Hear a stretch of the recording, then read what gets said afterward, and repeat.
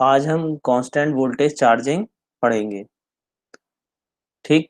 तो constant voltage method से कैसे बैटरी चार्ज होती है, आज हम इसे समझेंगे। ये मैं पेन ले लेता हूँ। The constant voltage charge are operate at the principle that as the battery near its charge, the terminal voltage increases. It means जितना वोल्टेज है बैटरी का, हमें उससे हायर वोल्टेज बैटरी को देना होगा चार्जिंग के दौरान। ठीक। This type charging is nothing but motor generator set. The generator give the 7.5 volt for 6 volt. कहने का मतलब इसका ये है, हमने इसमें एक मोटर जनरेटर सेट लगा दिया है। वो जनरेटर क्या करेगा कि अगर 6 वोल्ट की बैटरी है तो वो उसको 7.5 वोल्टेज देगा चार्जिंग के दौरान। ठीक। अगर 12 वोल्ट की बैटरी है मेरे पास तो वो 15 वोल्ट देगा उस बैटरी को चार्ज करने के लिए। ठीक। when the battery in a discharge condition is connected to the generator, high rate charging current will flow in the battery। ये कह रहा है हाई रेट करंट, इसमें क्या होगा, हाई रेट करंट से ये चार्ज होगी। कैसे होगी वो यहाँ देखते हैं। As the battery near the charge, it terminal voltage will increase with increasing oppositioning opposition to charging current। what is the mean? It the mean V is reciprocal to I। V directly proportional किसके, I के। According to Ohm's law, Ohm's law क्या कहता है, V को अगर बढ़ाओगे तो I भी बढ़ेगी। V directly proportional to I। ठीक। अगर हमने वोल्टेज बढ़ा दिया है, टर्मिनल वोल्टेज हमने कितना कर दिया, 7.5 वोल्ट कर दिया है, तो क्या होगा, अल्टीमेटली करंट भी बढ़ेगा, करंट की वैल्यू बढ़ेगी अकॉर्डिंग टू ओम्स लॉ। ठीक। It is worth mentioning that the action is based on the assumption that the battery temperature does not increase excessively। इसका कहने का मतलब ये है कि हमें इसमें ध्यान रखना है कि टेम्परेचर ज़्यादा ना बढ़ जाए बैटरी का। अगर बैटरी का टेम्परेचर ज़्यादा बढ़ जाएगा नॉर्मल से तो टर्मिनल वोल्टेज डिक्रीज होना शुरू हो जाएगा। ठीक। Hence, if there excessive battery temperature, the terminal voltage will not increase much as expected। यानी कि जितना हमने एक्सपेक्टेड किया है कि इतना वोल्टेज होना चाहिए, इतना बढ़ना चाहिए, वो नहीं बढ़ेगा अगर टेम्परेचर ज़्यादा हो गया तो। ठीक। आगे देखते हैं बूस्ट चार्जिंग। बूस्ट चार्जिंग क्या है? बूस्ट चार्जिंग में बैटरी जल्दी चार्ज हो जाती है ना।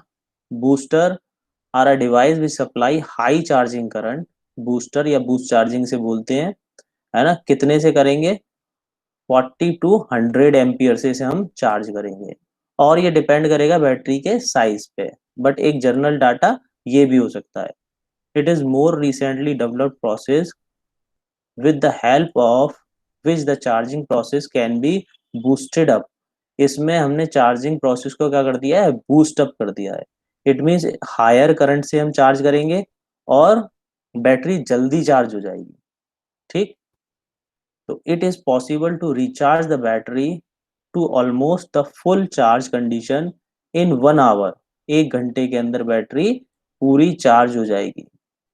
The precaution that are to be observed before attempting the boost charger, the battery are given here to next। अब क्या क्या हमें प्रिकॉशंस लेने हैं बूस्ट चार्जिंग करते टाइम, वो ये बता रहा है। ये सारे प्रिकॉशंस हैं। The battery must be in a good condition. Battery आपकी गुड कंडीशन में होना चाहिए। ऐसे नहीं कि सल्फेटेड बैटरी है तो बूस्ट चार्ज करोगे तो वो नहीं होगी। The badly overcharged battery which has been allowed to stand still for long period should not be charged in this way। अगर आपने बैटरी बहुत दिनों की रखी हुई है और आपने चार्ज नहीं करी और आप उसे बूस्ट चार्जिंग लगा रहे हैं तो वो बैटरी की लाइफ खराब हो जाएगी, बैटरी खराब हो जाएगी, डिस्ट्रॉय डैमेज हो जाएगी। तो आपको ऐसी बैटरी को बूस्ट चार्जिंग नहीं देनी है। अब बैटरी सल्फेटेड बैटरी, आप कह रहा है अगर आपकी सल्फेटेड बैटरी है तो ऐसी बैटरी को भी हमें चार्ज नहीं करना है। क्यों नहीं करना है? क्योंकि सल्फेटेड बैटरी जो है ना, उस पर लेड सल्फेट बहुत ज्यादा सॉलिड हो चुका होगा और वो दोबारा एक्टिव मटेरियल से दोबारा इलेक्ट्रोलाइट में चेंज नहीं होगा, है ना। Quickly reconvert into active material, will not, है ना, ये नहीं होगा। क्या नहीं होगा? Lead sulphate.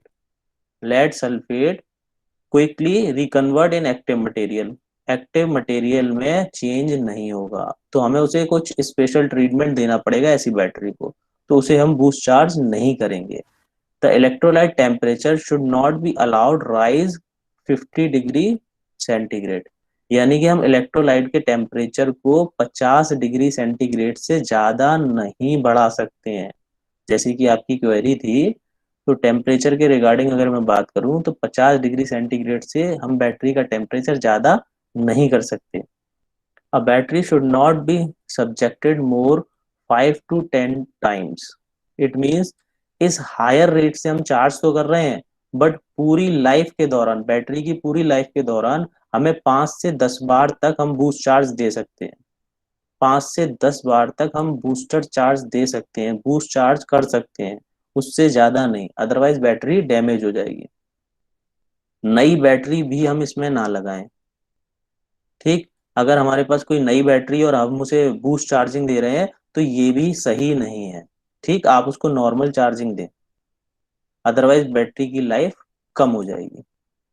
अब टिगल चार्जिंग पढ़ते हैं। टिगल चार्जिंग क्या है?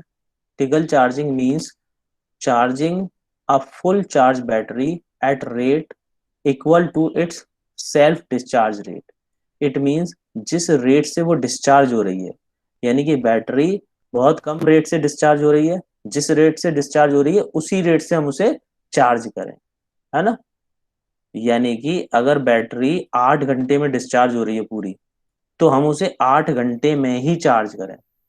तो यानी कि जिस एम्पियर आवर से वो डिस्चार्ज हो रही है उसी एम्पियर आवर रेटिंग से हम क्या कर रहे हैं, उसको चार्ज कर रहे हैं।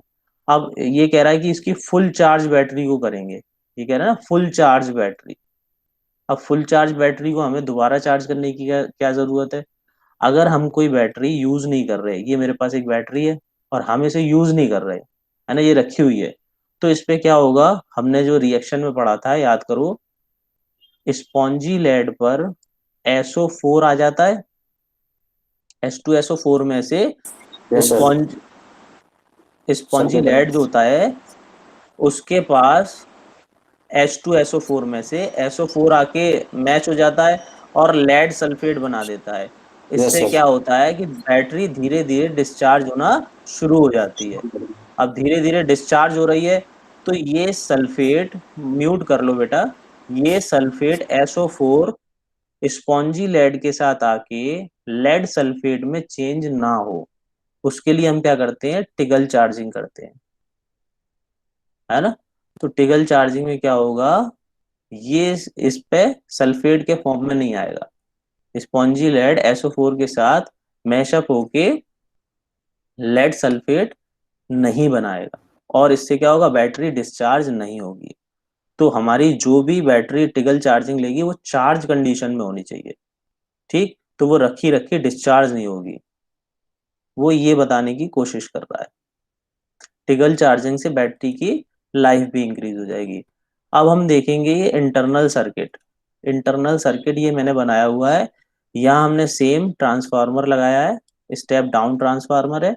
ये AC डोमेस्टिक सप्लाई आ रही है 230 वोल्ट, तो इसको हमने चेंज कर दिया 14 वोल्ट में, 14 वोल्ट में, है ना। ये मैंने सेम ब्रिज रेक्टिफायर बनाया है जैसे बनता है इन डायोड से।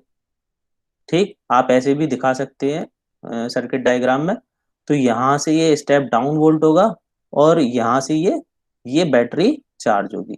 यहाँ ये एक हमने LED लगा रखी है, LED इंडिकेट करेगी इसमें करंट फ्लो हो रहा है, जा रहा है ना। ये हमने एक कैपेसिटर लगा रखा है इसमें, ये नॉर्मली रेजिस्टेंस है ना। अब ये ट्रांसफार्मर की शेप कुछ टर्न्स के वाइज अगर मैं देखूं टर्न में, तो कुछ ऐसी होगी, है ना। यहाँ पे N1 में टर्न ज्यादा होंगे N2 के कंपेयर में, जब भी तो स्टेप डाउन होगा, तो फिगर आप कुछ ऐसी बनाए तो ज्यादा बेटर रहेगा। ठीक, ये डायोड्स यहाँ यूज करेंगे। कैपेसिटर का क्या काम है वो देखते हैं। Capacitor can store electrical energy when it is connected to its charging circuit. कह रहा है जब चार्जिंग सर्किट से आपने कनेक्ट कर दिया तो ये क्या करेगा, एनर्जी को स्टोर कर लेगा, है ना, और जब डिस्कनेक्ट होगा तो ये डिस्चार्ज कर देगा। केवल इतना कैपेसिटर का काम है। ब्रिज रेक्टिफायर क्या करेगा, जैसा कि आप जानते हैं, एसी सप्लाई को डीसी में बदलेगा, क्योंकि हमें बैटरी चार्ज करने के लिए डीसी सप्लाई चाहिए, ना कि एसी।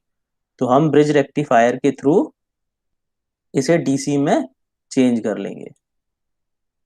आइए इन स्लाइडों में जो भी डाउट है पहले उन्हें कंसीडर करते हैं, उन्हें क्लियर करते हैं, फिर उसके बाद हम आगे चलते हैं।